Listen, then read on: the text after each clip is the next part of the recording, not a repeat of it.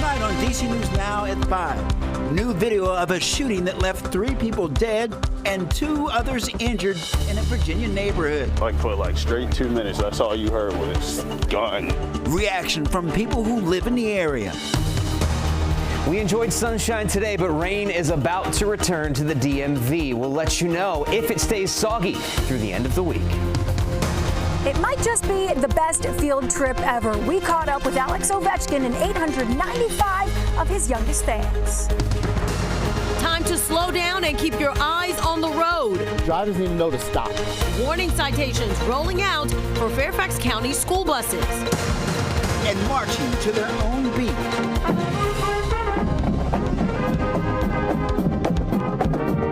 A West Virginia high school performing in its Cherry Blossom Parade this weekend. You're watching the station covering all of the DMV. This is DC News Now. And thank you for joining us for DC News Now at 5. I'm Mark Hall. And I'm Joseph Akile in for Annalisa Gale. We are getting a look at new video tonight of alleged suspects walking through a Virginia neighborhood in Spotsylvania County. That's where a shooting happened that left 3 people dead Tuesday night. The sheriff's office says several teenagers have been charged in the shooting. DC News Now's Daniel Hamburg joins us near Old Greenwich Circle. And Daniel, it looks like there is still a lot of damage left behind. Tosin and Mark, there is a lot of damage from cars that were shot up. One of them just got taken away from here to the homes that were shot up. You can see multiple bullet holes in this house. Parents in this neighborhood tell me they're afraid to have their children play outside.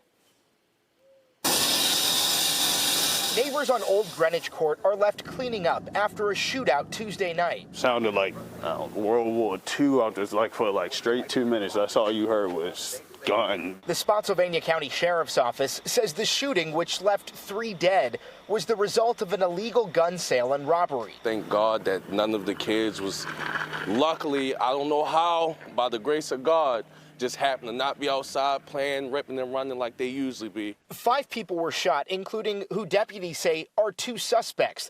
2 of the 4 suspects seen here on Ring doorbell video casually walking through the neighborhood after the shooting. Another angle shows them run the other direction toward the woods, leaving their guns behind on the fence next to this woman's home. I don't want to live here now. I don't feel safe. You can't pay me to stay here. This woman got home right after the shooting, clearly traumatized by what she saw. To see those bodies, 3 of them laying in the street. My daughter didn't go to school today because we don't understand. She was like, why are they there? What can I tell her? Police have charged 2 16-year-olds, a 17-year-old and 18-year-old Jeremiah Upson with malicious wounding and use of a firearm in the commission of a felony. It wasn't worth it. You got a whole life to live, and people just dying and all that. It's not worth it. The sheriff's office says no decision on murder charges have been made yet. They'll be working with the Commonwealth's attorney on that. As for the 4 suspects, 3 of them are already locked up without bond. The 4th, a 16-year-old at last check, was in the hospital being treated for gunshot wounds. As soon as he is discharged, he will be behind bars as well. We're live in Spotsylvania. Daniel Hamburg, DC News Now. All right, Daniel, thank you. New images tonight after a small plane crash in Spotsylvania County. Investigators say the plane, right there on your screen, a Beechcraft, had taken off from Leesburg when the pilot reported oil pressure issue. The pilot attempted to make an emergency landing in the field, but crashed into a tree on Scarlet Oak Road in Fredericksburg. Both people on the plane were taken to a hospital for minor issues. The aircraft was headed to Hampton Roads. The FAA and NTSB have been notified. 5:04, a live look at the Washington Monument. Let's head over to meteorologist Damon Madsen with a check on the forecast. And Damon, yesterday I went out for the my walk, my usual walk for lunch. A very quick walk. Yes. Today, a little longer, but when are we going to get the warm up? That's what I want to know. He's I'm tired of the advocating cold. for the people. That's what he's Some telling me. non-jacket weather. Tosin, I did ask Mark at noon. I said, "Were you more prepared today?" And he said, "Yes, I got it." So, He brought the bigger yeah, coat. I yeah. sit next to him, so I can attest to that. Yeah, so it's not bad if you're prepared for it, no doubt. But yeah, I think we'd all enjoy to not even have to think about grabbing a jacket because we're starting to get to that time of year. But Mother Nature has been reminding us that don't rush this. We're getting there. And today we took a small step, at least in the right direction. On Tuesday, with those blustery winds in place too, we didn't get out of the 40s for the most part. Today, at least, we climbed back into the lower to middle 50s. We had some upper 50s across southern Maryland, parts of Virginia. So not too bad for those peak temperatures that we just hit a short time ago. And there it is. I know it's not double digits as far as boosting up those temperatures compared to yesterday for most of us, but we'll take the small improvement, especially with the sunshine and the calmer winds. All in all, it is going to remain clear and calm as we head throughout the rest of this Wednesday late afternoon going into the evening. Those 50s will slowly fall back off into the 40s. Now, at least up till 8, 9 o'clock, we're not going to see much of a change, but clouds will be rolling back in. That's going to have an effect on our temperatures, and it's a sign of some soggy weather to come tomorrow. We'll talk about when things will start to turn soggy on your Thursday coming up here in just a bit. Hi, Damon. We'll check in with you then. 5:05, President Trump is granting a 90-day pause on his reciprocal tariffs against most of our trading partners, except for China. And the president raised U.S. tariffs on China even higher to 125%. U.S. stocks shot back up when the president announced on social media that authorizing the 90-day pause in his widespread tariff war. Treasury Secretary Scott Bessent says that the administration has about 75 negotiations lined up with other countries as the president plans to lower his baseline tariff to 10%. The president made remarks during an event at the White House this afternoon. People were jumping a little bit out of line. They were getting yippy. Our national correspondent Jesse Tenor will have more coming up in a few minutes. And we will have continuing coverage on this global tariff whiplash. Be sure to stick with DC News Now on air and online at dcnewsnow.com. Well, new at 5, 6 firefighters in Prince George's County were taken to the hospital after a house fire this morning. Prince George's County Fire Department responded around 10 at Fort Foote Road in Fort Washington. Nobody was inside the home. The department says that the firefighters sustained minor injuries. Neighbors in the area say that they're still shocked by what they saw.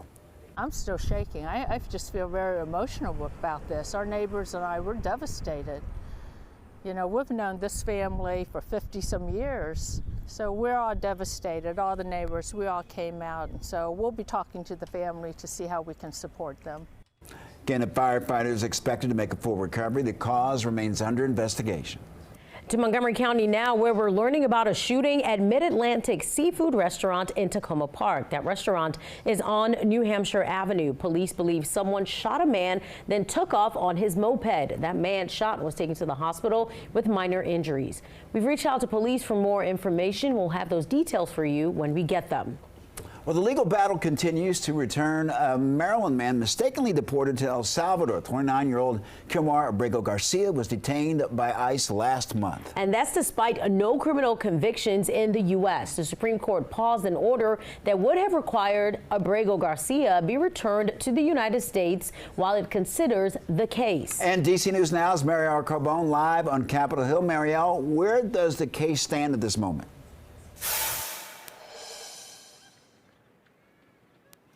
Well, Mark, attorneys for the family say they expect a ruling from the Supreme Court at any moment now on whether or not he'll be brought back. In the meantime, the family is still pleading for his safe return. We're not going to give up hope. In an emotional message, Jennifer Vasquez Sura spoke directly to her husband, Kilmar Abrego Garcia. Kilmar, if you can hear me, I'm still fighting for you. The 29-year-old was detained by ICE on March 12th and sent to a terrorism confinement center in El Salvador. The Trump administration later admitted his deportation was an administrative mistake. It's been 28 days since I lost on my husband.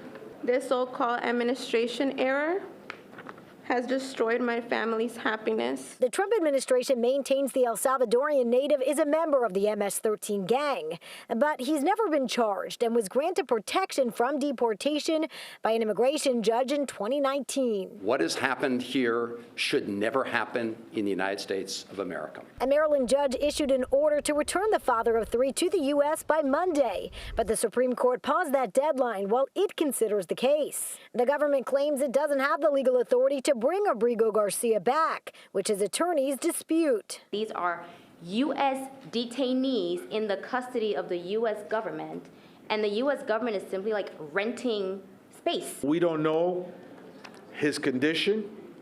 The family deserves to know his condition. And if they don't tell us, we will visit the prison ourselves.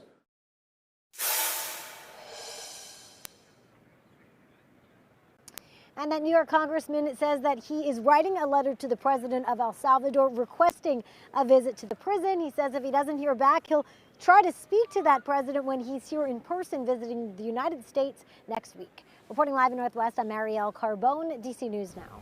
All right, Marielle, thank you for following that story for us. Well, the grade 8, we continue to talk about him. He received a loud welcome on the ice today. You're going to talk more about him if they get that Stanley Cup. Yeah. Meanwhile, 895 students, you get that number, 895 students from Arlington. I think more showed up. They got to ditch class today to hang out this morning and watch Washington Capitals superstar Alex Ovechkin practice just a few days after he scored that record goal, 895, breaking the NHL goals record held by the great one, Wayne Gretzky. A great day for those students and a great day for DC News Now's Randy Bass, who is live at the MedStar Caps Iceplex in Arlington with more from Ovechkin and a few lucky kids.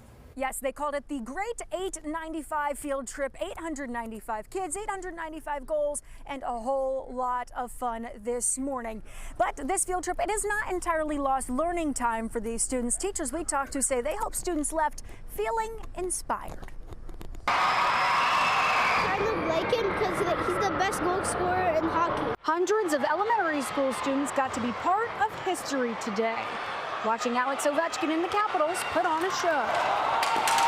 What a warm welcome back here to the DMV today. 895 kids, all screaming your name. What's going through your mind out there on the ice, knowing they are all looking up to you? Yeah, I would say it's great.